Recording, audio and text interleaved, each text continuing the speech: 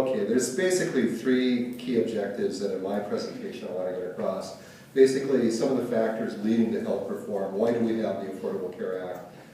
Where are we now? What has happened? Have there been things that have been implemented already? So just kind of an update on what's happened in the last year or two. And then what are some of the overarching themes basically to be found in healthcare reform?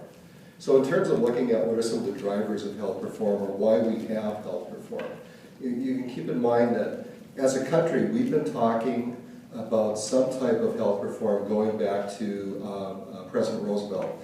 And I don't mean Franklin, I mean Theodore Roosevelt was the first president to start talking about some type of national health policy.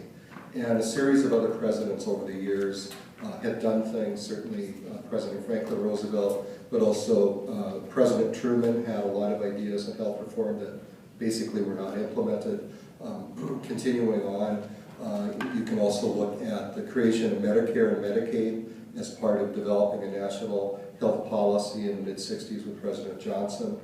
President Nixon in the early 70s, when he was still president, had put a series of legislation out there. If you're familiar with health maintenance organizations, the Health Maintenance Organization was a product of the Nixon administration's efforts for health reform. Going forward into the 90s with President Clinton, and President Clinton had pushed on health reform in 93 and 94, and basically they hit a wall. So then, during the campaign in 2008, then candidate Barack Obama had a lot of ideas on health reform, and when he became president, they really started to push this, and hence there was enough support at that time to create the Affordable Care Act. So basically, I gave a presentation one time called Healthcare Reform, 98 Years in the Making. So that's basically, sometimes when we have legislators in the audience, you know that health, the policy in general, and certainly health policy, can be as fast as a glacier. So in terms of what are some of the drivers of health reform, basically there are three big things. It's the number of people who are uninsured, it's cost to the U.S. health system, and it's also health status of the population. With regard to that first one, the number of people who are uninsured, it's come down a little bit. We're at roughly 48 million Americans. I repeat that, 48 million Americans do not have health insurance. In 2010, it was closer to 50 million, so that has dropped a little bit. In North Dakota, roughly 60 to 80,000 North Dakotans don't have health insurance. Some estimates are a little higher than that, but most of them range between 60 and 80,000. It's roughly 9 to 12% of the population of North Dakota does not have health insurance. In North Dakota, roughly 70% of those who do not have health insurance have at least one person in their household who has a full-time job.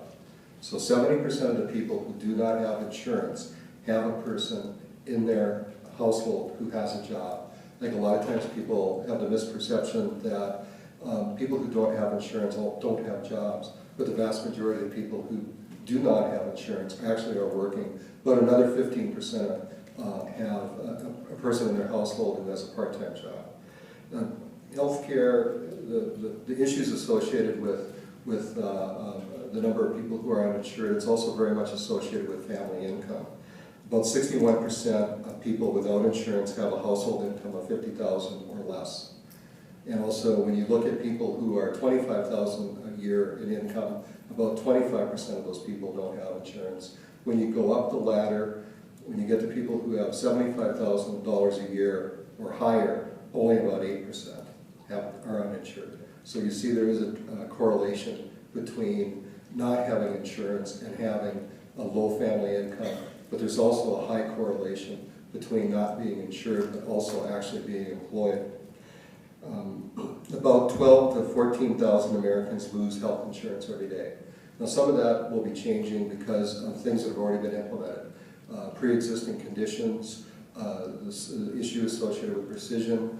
Rescission is when health insurance companies, you had insurance, but the health insurance company could say, we're basically taking you off the insurance because maybe we feel now that you did have a pre-existing condition. So the Affordable Care Act has said that can't be done anymore. So there are things in the Affordable Care Act that will likely very much push down the number of people who are losing health insurance. Also, about 2,400 Americans file for bankruptcy every day because of medical or healthcare costs. 2,400 every day. So actually, the number one reason for personal bankruptcy is because of medical or healthcare costs. Also, where does health insurance come from? In 2012, roughly 55% of people got their health insurance from their employer, and this is down. In 2000, about 64%. So we've seen in even 13 years, the number of people who have insurance through their employer has started to go down. So that's the number of people who are uninsured, and why that's a driver. The other thing is the cost of healthcare. We spend more on healthcare in this country than any other country in the world. When you look at it, we spend roughly $2.6 trillion a year on healthcare. That's trillion with a T. As recently as 2000, we spent just a little over $1 trillion, so it's gone up quite a bit. Another way of measuring this is looking at all the economic activity in the country. And people use a measure called gross domestic product. And gross domestic product is the measure of all of the economic activity, is all the goods and services that are provided in the economy. Our healthcare accounts for 18% of our gross domestic product. So for every $1 in the US economy, 18 cents of it is associated with healthcare. So, and this is higher than any other country. As I said, it's 18% in the United States. The next closest country is the Netherlands, where it's 12%. Canada, it's around 11.2%. Great Britain, it's about 10%. So we spend more than any other country in the world on healthcare. The other thing, too, is just in terms of some of the costs. From 1970 to 2008, healthcare costs increased on average about 10%. And that was roughly 2.5 times the actual growth in the economy. So healthcare was increasing at 10%, which was significantly faster than what was going on in the rest of the economy. Interestingly enough, since the recession ended in 2009, healthcare cost increases have gone down significantly. They've been increasing at about 4.5%, and the projection is that for the rest of this decade to 2021, will probably increase by about 5.5%. So healthcare costs have been coming down quite a bit. The third thing, the health status of the population. Again, we spend more than any other country in the world. We spend twice as much as any other country in the world. So do we have the best health outcomes? And the answer to that question is not really. Life expectancy in the United States, looking around the world, our life expectancy, we rank 32nd. In terms of infant mortality, we rank 43rd. In terms of cardiovascular mortality, we rank 21st. And in terms of cancer mortality, we rank 14th. So we're spending a lot, but we're not necessarily producing the best outcomes. Actually, another group, the Commonwealth Fund, looked at 7 major economies, the Australia, Canada, Germany, Netherlands, New Zealand, the United Kingdom, and the United States, 7.